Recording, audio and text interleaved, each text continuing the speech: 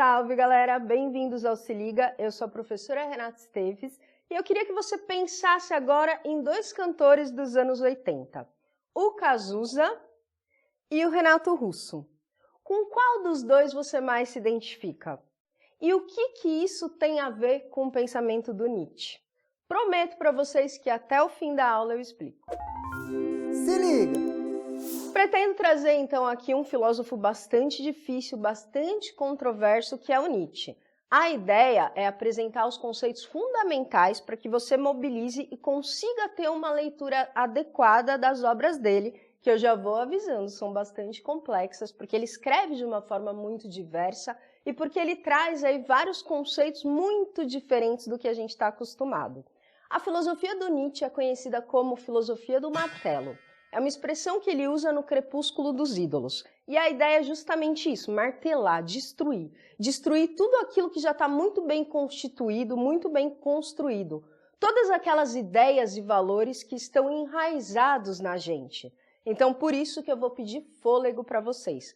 Porque a gente vai desconstruir, a gente vai martelar aqui junto com ele várias e várias ideias, vários e vários conceitos. Conceitos do cristianismo, conceitos do platonismo, conceito que às vezes a gente nem pensa em destruir, em martelar, nós vamos martelar. Então, peço que vocês aceitem esse desafio. Bora? O Nietzsche tenta destruir, e eu vou usar aqui a palavra martelar, todas as nossas certezas. É um filósofo profundamente existencial. Ele questiona a nossa existência, a nossa vida, as nossas condutas. Então, eu proponho aqui a gente começar com um trechinho de uma obra, a obra Verdades e Mentiras no Sentido Extramoral, que vai nos trazer um pouco dessa dimensão existencial que o Nietzsche reflete e que vai ser importante para a gente pensar a nossa aula.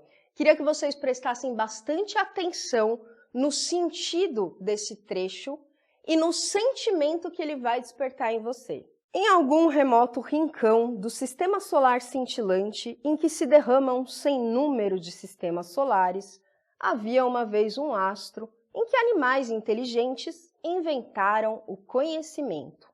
Foi o minuto mais soberbo e mais mentiroso da história universal. Mas também foi somente um minuto. Passados poucos fôlegos da natureza, congelou-se o astro e os animais inteligentes tiveram de morrer. Assim, poderia alguém inventar uma fábula e nem por isso teria ilustrado o suficientemente quão lamentável, quão fantasmagórico e fugaz, quão sem finalidade e gratuito fica o intelecto humano dentro da natureza. Houve eternidade em que ele não estava. Quando de novo ele tiver passado, nada terá acontecido. Ao contrário, ele é humano e somente seu possuidor e genitor o toma tão pateticamente, como se os gonzos do mundo girassem nele.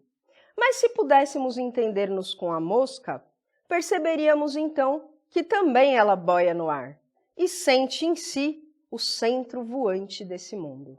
Basicamente, nesse trecho, o Nietzsche questiona o sentido da nossa existência. Nós somos absolutamente insignificantes diante do universo. Ainda, o conhecimento, a verdade, é absolutamente insignificante diante da imensidão do universo. Isso está relacionado ao que a gente vai denominar aqui niilismo. Primeiro conceito, então, que eu vou trazer. Niilismo está relacionado ao nada, à insignificância. Então, nossa vida é insignificante, o conhecimento é insignificante, dentro dessa perspectiva de imensidão do universo.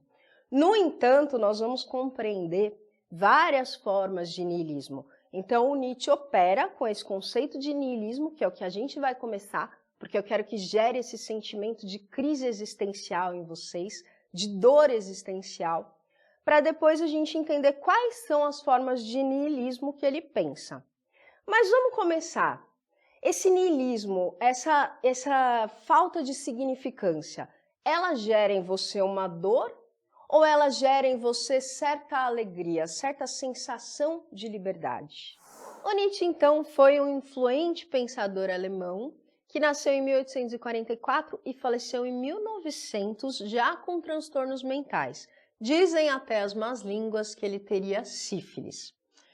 O Nietzsche, ele nasceu numa família de pastor e as pessoas esperavam que ele também fosse pastor e até mesmo ele queria ser pastor. Daí ele começou a estudar, sobretudo, filologia, que é um estudo da linguagem por meio de documentos históricos. Daí que ele entra em contato também com o pensamento grego, com os documentos históricos da antiguidade. Só que depois ele terminou indo para a filosofia. E ele inicia os seus estudos filosóficos pelo Schopenhauer. Não é nem que ele inicia, ele é mesmo inspirado pelo pensamento do Schopenhauer quando ele começa a fazer filosofia. Então eu vou iniciar aqui também a nossa aula trazendo brevemente, ou tentando trazer brevemente, o pensamento de Schopenhauer. Vou explicar aqui bem brevemente o pensamento de Schopenhauer, somente na medida que ele inspirou o pensamento do Nietzsche, tá? Então vou começar aqui com uma obra chamada O Mundo como Vontade e Representação, que é uma grande obra do Schopenhauer, então não dá aqui para ficar discorrendo tanto. Mas basicamente ele dizia que nós temos duas formas de vivenciar, de experimentar o mundo. Ou pela representação, e que daí para dar uma resumida eu vou entender aqui que é vivenciar o mundo de uma forma racional, ou pela vontade, que é vivenciar o mundo de uma maneira mais instintiva. Estou fazendo aqui uma análise bem breve, tá? O que é o mundo como representação? O Schopenhauer teria sido influenciado pelo Kant. Então a ideia é que nós entendemos o mundo racionalmente de uma forma puramente humana, ou seja, nós interpretamos o mundo. Nós não temos condição de compreender o mundo como ele é, mas nós temos uma forma humana, racional de interpretar esse mundo. Ou seja, quando eu penso o mundo racionalmente, esse mundo é apenas uma representação. Só que aí dizia o Schopenhauer que existe também a forma de vivenciar e experimentar o mundo como vontade. Porque ele dizia que o mundo é realmente vontade. Então, como o mundo é realmente, como ele é de fato, ele é vontade. O que é vontade? Vontade é como se fosse uma força propulsora do mundo. E do mundo inteiro. Pensa que o mundo inteiro é regido pela vontade, por essa força. A atividade gravitacional entre os planetas, o ciclo da Lua, os ciclos das plantas e nós, seres humanos. Eu tomo licença aqui para pensar o ser humano de uma forma minha, mas influenciada pelo Schopenhauer. É como se o ser humano fosse apenas um sistema nervoso que quer, que é carente, que deseja, por isso vontade. E que ele vivencia intensamente o mundo por meio dos seus desejos, dos seus sentidos. Então, o que a gente pode observar até aqui no pensamento do Schopenhauer, até aqui, é que ele está valorizando muito mais os sentidos e os sentimentos do que a razão. Só que aí o Schopenhauer diz que o mundo é essa força incontrolável de vontade, portanto, o mundo é irracional e cego, embora a gente tente interpretá-lo de forma racional. E para o Schopenhauer havia uma saída para superar essa vontade. Por quê? O Schopenhauer entendia essa vontade como uma dor. Eu vivo um mundo de vontade porque eu sempre tenho carências. Eu tenho fome, eu tenho sono, eu tenho sede. E aí, quando eu como, quando eu durmo, ele não entendia que isso era um processo de prazer, mas ele entendia que era um momento que vinha o tédio, porque aí eu já não tenho mais vontade. Mas aí depois voltava a dor, então é uma vontade, é uma dor insaciável, é uma vontade insaciável que gera uma dor eterna. Então ele tem uma forma pessimista de enxergar o mundo, mas, dizia ele, tem uma saída, e essa saída está na arte. Então aqui a gente pode fechar o seguinte, para o Nietzsche era isso. O mundo é vontade racional e cega, ele funciona por meio desse processo, mas a arte, que é algo fundamental para o ser humano, mais do que o processo de racionalização, é que pode nos redimir, é que pode nos levar a superar essa dor do mundo. Daí que a gente já está meio que preparado para entender o próximo conceito, que é o conceito de vontade de potência. O que é potência? Potência é poder. Então o Nietzsche passa a defender que o que a gente deve buscar no mundo é uma vontade de potência. O mundo funciona pela vontade de potência. Na verdade, não é o que a gente deve, né? É que o mundo funciona pela vontade de potência. E aí ele passa a valorizar esse tipo de vontade. E vontade de potência eu poderia até compreender como uma vontade de vida. Vontade de poder é vontade de se projetar neste mundo. E daí é interessante também a gente lembrar que neste período o pensamento do Darwin também era muito influente. E o Darwin trouxe ideias muito interessantes para a filosofia, para a biologia, para o pensamento em geral. Porque o que o Darwin diz? Que a vida ela tem um funcionamento próprio. E como a gente busca sempre a vida, né? A vida busca a vida, ela dá um jeito de se adaptar para continuar vivendo. E esses que se adaptam e continuam vivendo é que são os vencedores na vida. O Nietzsche parte um pouco dessa ideia. Então a gente vai pensar que o critério do Nietzsche para pensar o mundo é sobretudo valorizar a vida. Só que ele entende que a vida não é uma representação, não é um processo de racionalização, mas é sobretudo um processo de potência, de se projetar, de se colocar nesse mundo. Então, esse vai ser o critério que ele vai utilizar para martelar todo tipo de cultura que foi contra a vida, ou seja, que negou essa vontade de potência. No Nascimento da Tragédia, o Nietzsche identifica que houve certa época da história da humanidade, né, da humanidade ocidental, em que nós conseguíamos suprir as nossas pulsões com a vontade de potência. Ou seja, teria existido um auge na civilização em que estava presente a vontade de potência no ser humano. O Nietzsche identifica isso na Grécia Antiga, mas não é nessa Grécia Antiga clássica que a gente está acostumado, mas na Grécia mais antiga ainda, aquela Grécia do período homérico, dos pré-socráticos. E ele passa a identificar isso nas tragédias gregas. Então ali estava presente duas pulsões da natureza humana. Existia uma unidade, quase que um equilíbrio entre essas duas pulsões. E ele denomina essas duas pulsões, em homenagem aos deuses gregos, de espírito apolíneo e espírito dionisíaco. Como vocês bem sabem, Apolo é um deus grego e ele carrega com si algumas características das pulsões humanas relacionadas ao equilíbrio, ao ordenamento, à beleza. E de outro lado nós temos o Dionísio. O Dionísio é o deus do vinho, conhecido ali em Roma como deus Baco, que está relacionado à ideia de bacanal. Pensa aí, vinho, bacanal. Ele está relacionado à embriaguez, ao caos, à desmedida, à criatividade, à dança, enfim. Ele representa uma pulsão diferente da pulsão do Apolo.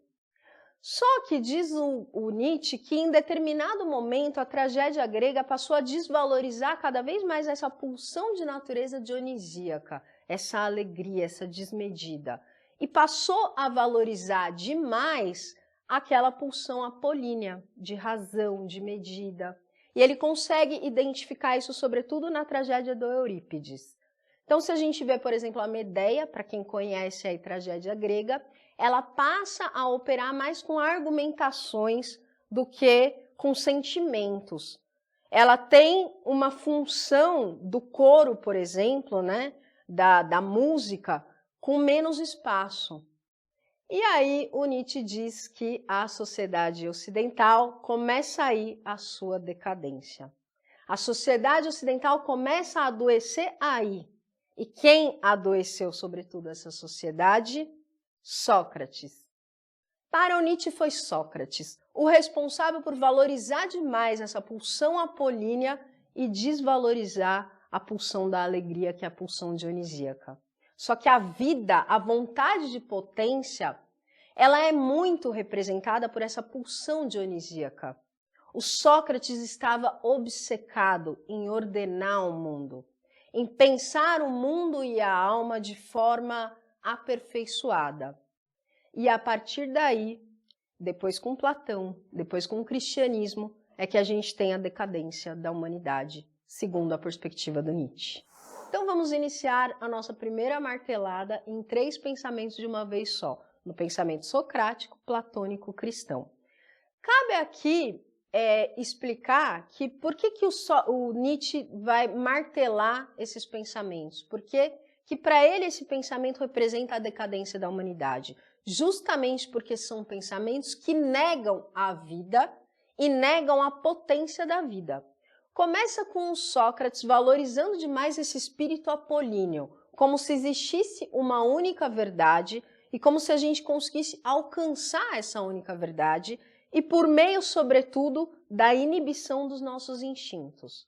Vale aqui lembrar que a moral socrática, platônica e também cristã está fundamentada na ideia de que a nossa alma ela tem três partes, que é a ideia da alma tripartite, em que a alma racional deve dominar as emoções e os instintos. Essa era uma ideia socrática. Mas será que é possível a gente fazer isso? Será que de fato nós somos seres racionais, capazes de inibir completamente os instintos, as emoções e os desejos? Será que a vida funciona nessa ordem? A outra questão vem do Platão. O Platão mesmo dizia que a filosofia dele não era para a vida, era para a morte. É como se fosse um preparo para uma vida no além que ele denomina mundo inteligível. Filosofar era alcançar verdades no mundo inteligível que não estava presente aqui. O que é a dialética platônica, senão uma preparação para o mundo da verdade absoluta? Que não é esse mundo daqui. Porque esse mundo daqui, de vida, de corpo, de desejo, é um mundo todo contraditório. E o Platão contrariava, negava esse mundo contraditório. Ou seja, o Platão negava a vida. Tanto ele negava a vida, que em vida o filósofo deveria viver para alcançar o mundo pós-morte. Ou seja, o Platão traz aqui uma metafísica. E a metafísica, o que é metafísica? É pensar o mundo a partir daquilo que não é físico, aquilo que está para além do mundo material. E quando a gente passa a pensar o mundo para além do material, para além da materialidade, nós estamos lidando com algo que a princípio não existe. Quem disse que existe mundo inteligível? O que me garante? A vida como vontade e como vontade de potência, ela não abre espaço para um mundo suprassensível, para um mundo metafísico. Ela funciona aqui e segundo as regras e ordens daqui. E daí a gente já consegue compreender também qual é a crítica do Nietzsche para o cristianismo, porque o cristianismo opera nessa mesma dimensão. Aliás, ele dizia que o cristianismo é um platonismo para as massas, é um platonismo mais fácil. Por quê? Porque o cristão ele também é preparado para atingir o pós-morte, para atingir o paraíso. O cristianismo também opera o tempo todo com a metafísica. E a metafísica termina sendo uma negação da vida. Você não vive a vida de acordo com o que ela tem de melhor, mas você passa a negar tudo aquilo que está de acordo com a vida. Para o Platão, ser filósofo é negar tudo que a gente tem na vida. Negar o corpo, negar as contradições e buscar algo que está fora daqui. Como Nietzsche valoriza a vida, e ele valoriza a vida como ela é, real, de fato, não tem como ele concordar com essas teorias. Já deu para notar, então, que uma grande questão para o Nietzsche também se trata da questão da verdade. A verdade é uma invenção, a verdade é uma construção humana para tentar lidar com os nossos sentimentos. Então, a gente aqui, inclusive, pode inverter essa ética da alma tripartite. Não é a razão que domina os instintos e as emoções, pelo contrário. A gente pode virar aqui de ponta cabeça essa ideia. São os desejos e as emoções que dominam a razão, que submetem a razão. Por exemplo, por que a gente busca a verdade, a religião e até mesmo a ciência? Porque nós temos medo. Nós somos motivados pelos sentimentos, pelos nossos desejos e depois é que nós criamos as teorias. Então, a próxima martelada que o Nietzsche dá é na ciência. Tão problemático quanto o Sócrates, o Platão, o cristianismo, nós temos a ciência. A impressão que a gente pode ter é que a ciência, sobretudo pensando, sei lá, na física, a ciência saberia lidar melhor com a materialidade, ela seria mais terrena, menos metafísica. Mas o Nietzsche diz que não, que ela está dentro dessa mesma lógica. É na Gaia Ciência que o Nietzsche anuncia a morte de Deus. Quem matou Deus? Nós matamos Deus. O que o Nietzsche quer dizer com morte de Deus? Cuidado! Isso não é uma provocação à religião. É porque a metafísica foi morrendo aos poucos. Ou seja, essa forma de conceber o mundo como se existisse um além, a gente não adota mais. E a ciência começa a matar Deus. Por quê? Vai lá na história da ciência. Na Idade Média, a ciência e a religião operavam em conjunto, havia uma tentativa de conciliação.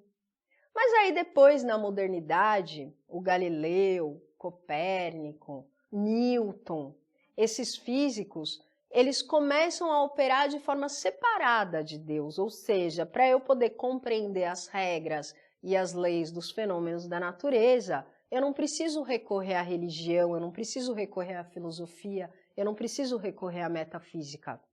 Isso representa a morte de Deus. Nós não precisamos mais de Deus para obter explicações.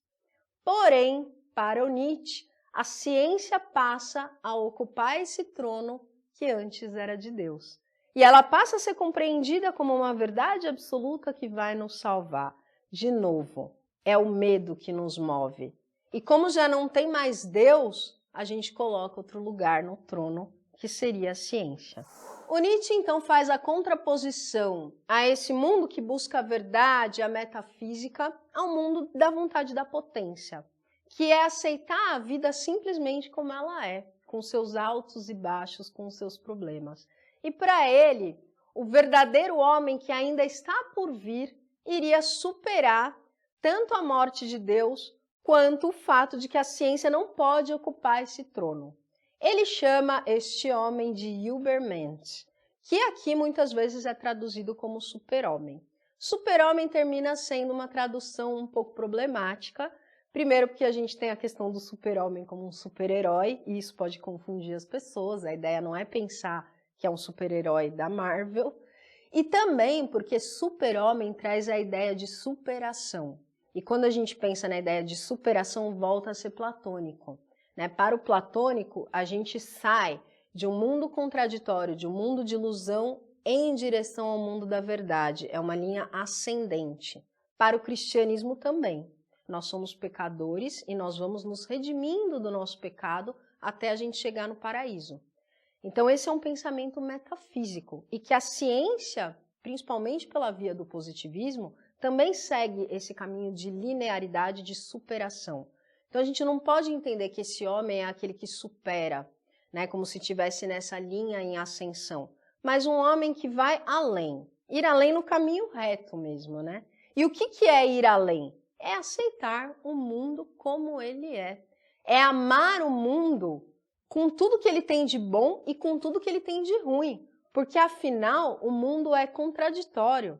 Não existe esse mundo das ideias do absoluto, da eternidade, da perfeição, que o Platão defendia, que é um mundo inteligível. Existe o nosso mundo, e esse mundo é cheio de imperfeições.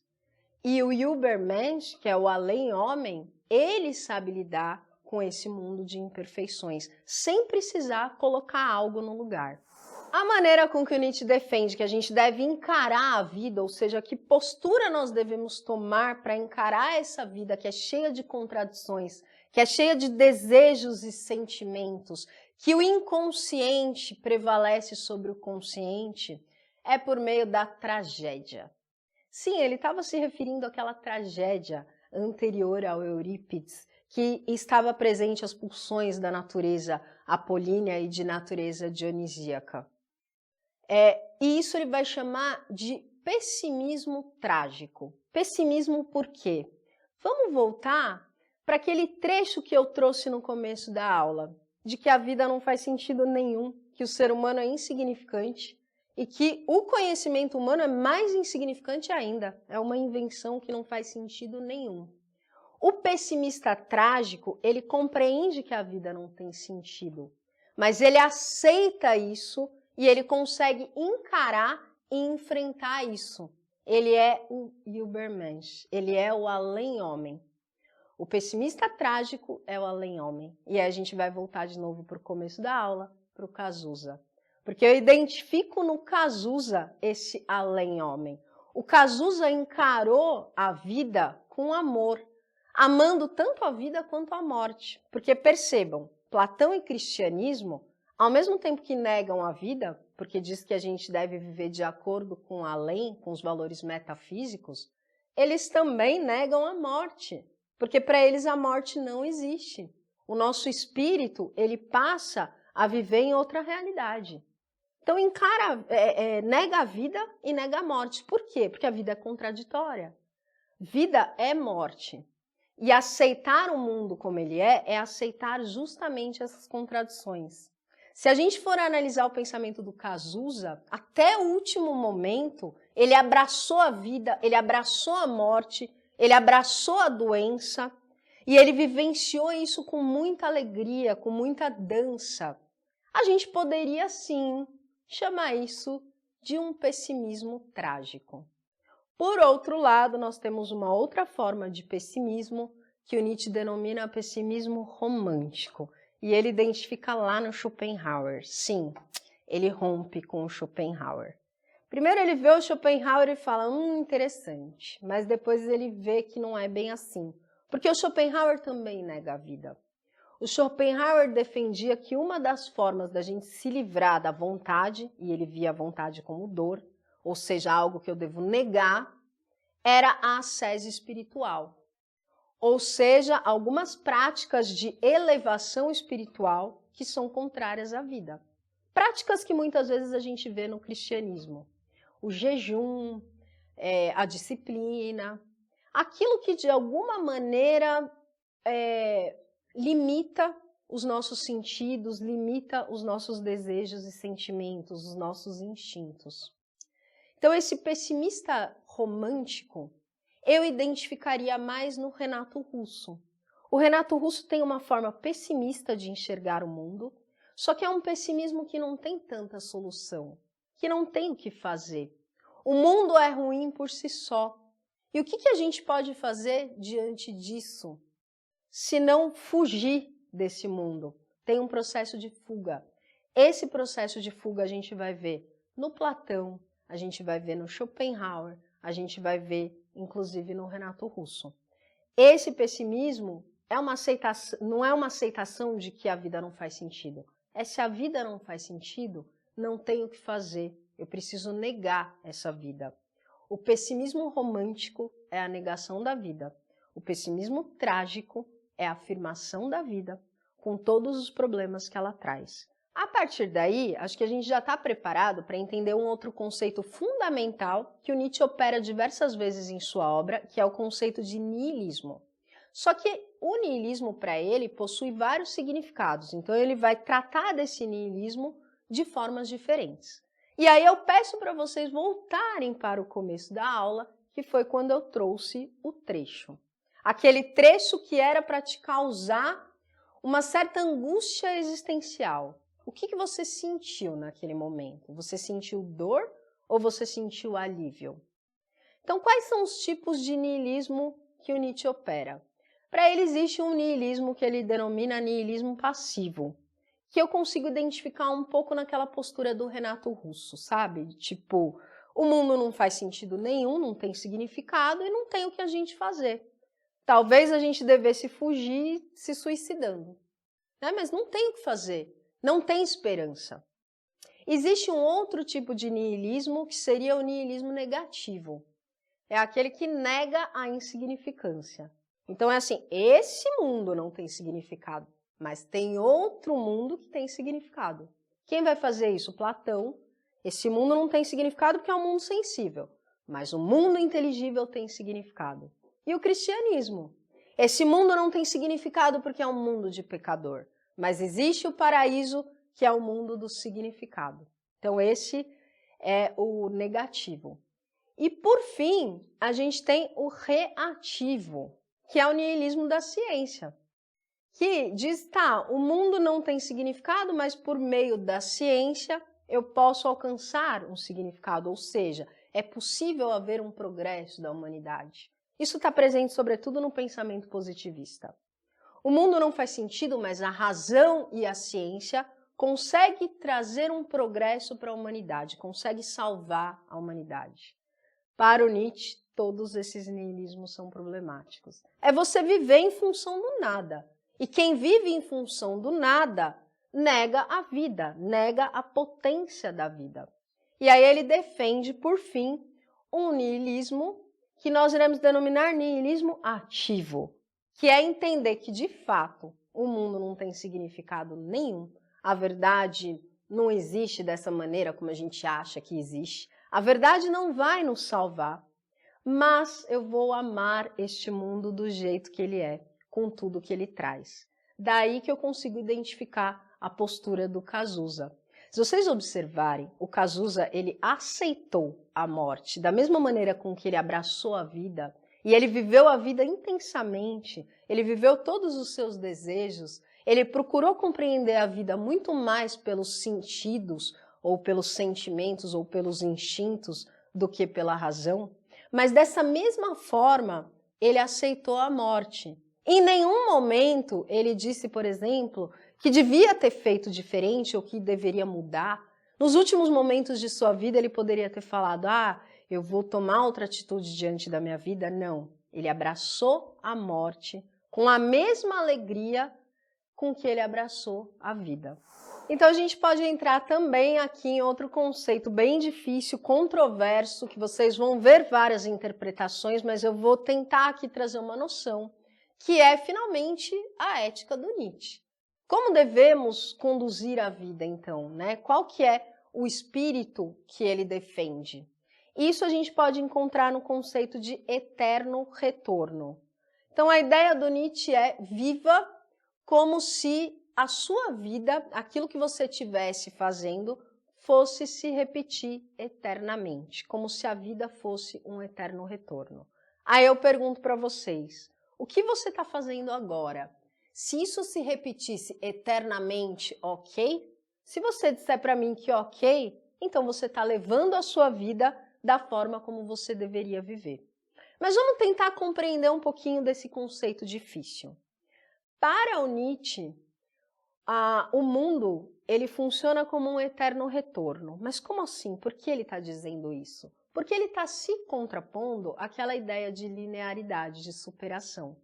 Então, vamos pensar na dialética platônica. Você sai da caverna, você sai do mundo de ilusões em direção ao mundo inteligível, ou seja, aos poucos você se supera e atinge uma perfeição.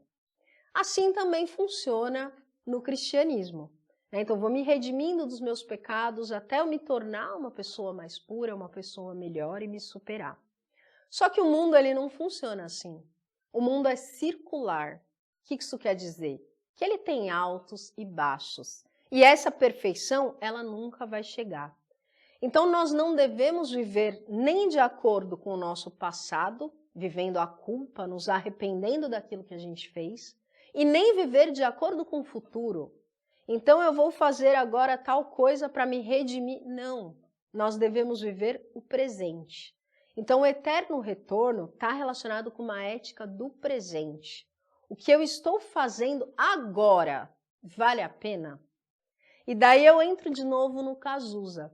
Percebam que em momento algum, o Cazuza, quando ele pegou a AIDS, ele veio a público e falou, me arrependi, agora sou outra pessoa, agora vou buscar evoluir o meu espírito, porque finalmente vou encontrar o além, porque vou morrer. Não.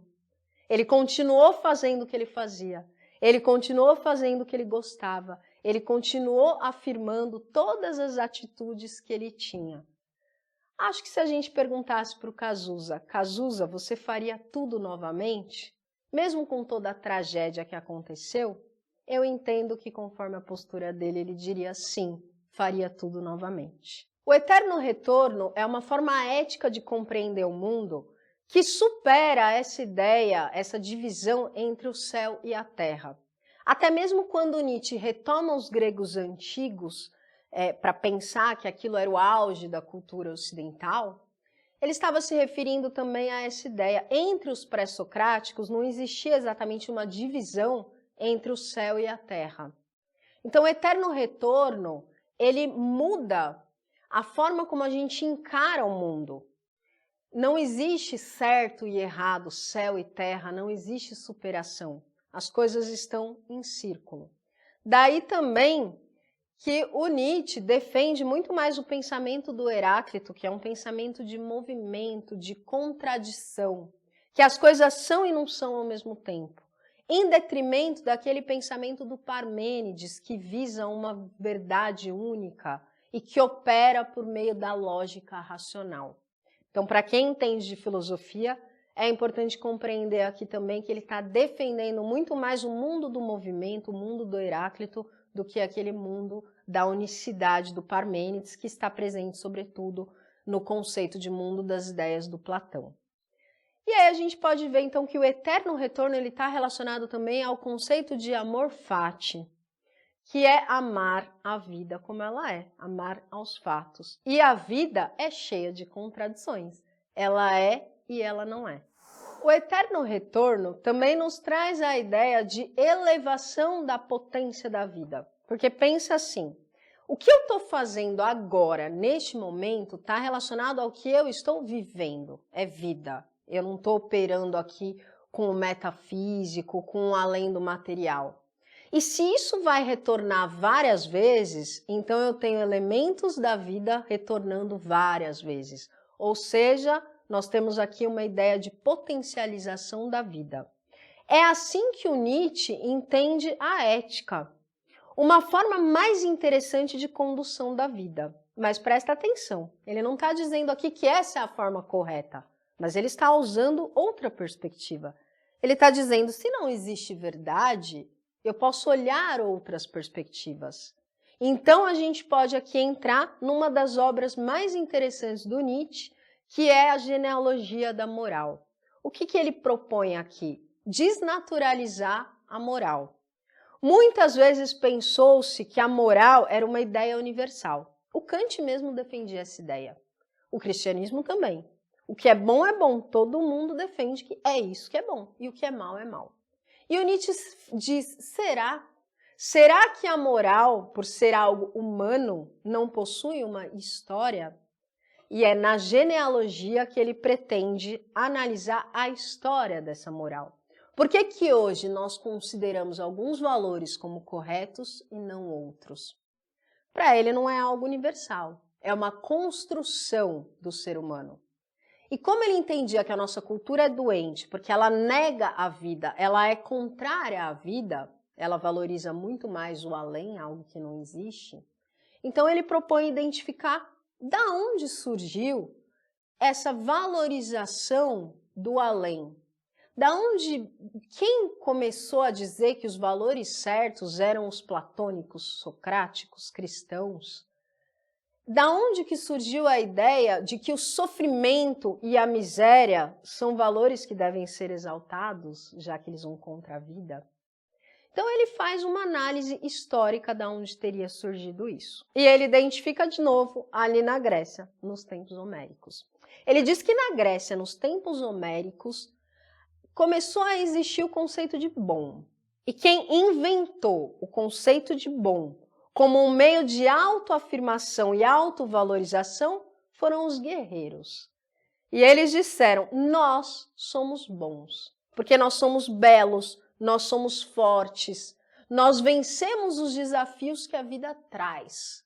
E nós vencemos de forma aberta, com o peito aberto. Porém, existia uma outra casta, que era a casta dos sacerdotes, ali na Grécia também. E os sacerdotes eram o contrário do guerreiro. Eles não podiam ser fortes, eles não podiam ser belos, eles não podiam guerrear. Eles não podiam potencializar a sua força. E aí eles passaram a inverter essas ideias e dizer, trazer um outro tipo de moral, que era a seguinte, não, nós somos bons, vocês não. Assim, o sofrimento e a miséria passa a ser valorizado como bom. Só que qual é o problema disso? Primeiro que os sacerdotes, eles não trazem uma vontade de potência. A atuação deles não estaria relacionada à vida, à potencialização da vida, dos instintos, da alegria. Estaria relacionada à negação da vida. E qual que é o problema disso? É que essa moral o Nietzsche compreende como uma moral do ressentimento.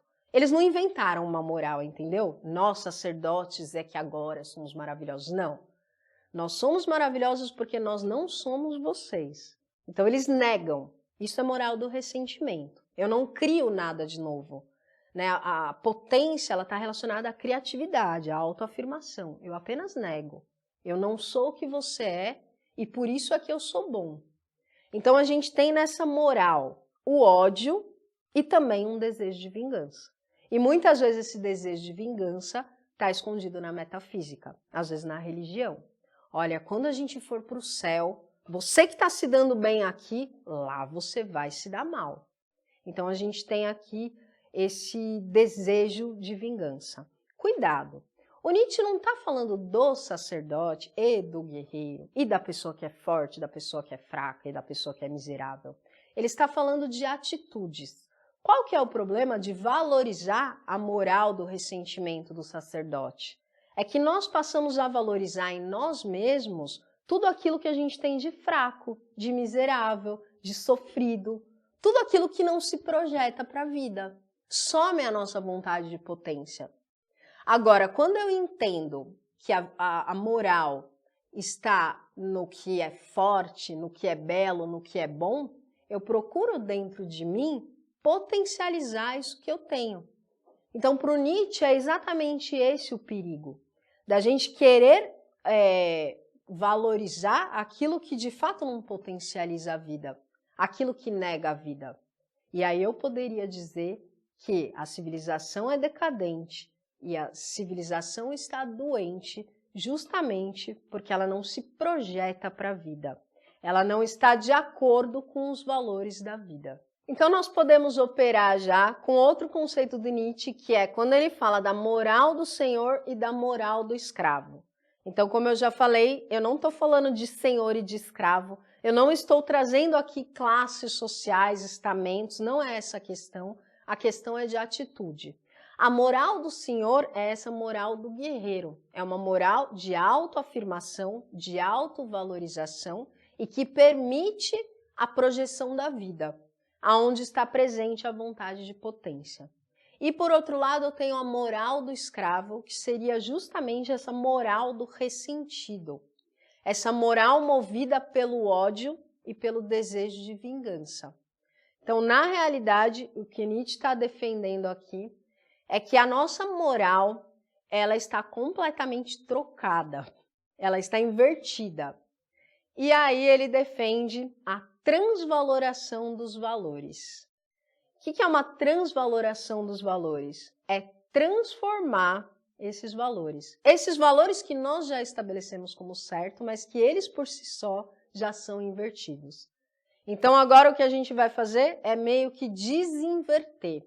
É isso que ele propõe. E este papel quem cumpriria seria justamente o além-homem. Então o que nos importa é tentar compreender o pensamento do Nietzsche de forma geral. Se a gente entende esses conceitos, a gente consegue mobilizá-los dentro de uma reflexão e assim a gente consegue ler algumas obras do Nietzsche, que todas são consideradas difíceis, mas é importante também ter claro o pensamento do Nietzsche, porque ele influencia de forma muito contundente o pensamento contemporâneo, ou até mesmo aquele pensamento que a gente denomina pós-modernidade. Nós veremos na pós-modernidade, a partir do Nietzsche, uma crítica à razão. Então, um dos pensadores que plantou essa semente, que permitiu essa crítica, né, um dos primeiros pensadores que permitiu essa crítica de maneira mais contundente foi justamente o Nietzsche. Por isso que ele é um filósofo, goste ou não, fundamental e que a gente precisa compreender os seus conceitos para poder compreender a filosofia pós-moderna ou contemporânea de uma maneira geral. Espero, então, vocês tenham entendido um pouquinho, né? Eu tentei aqui dar uma introdução ao pensamento do Nietzsche. Eu vou ficando por aqui. Beijos e até a próxima aula.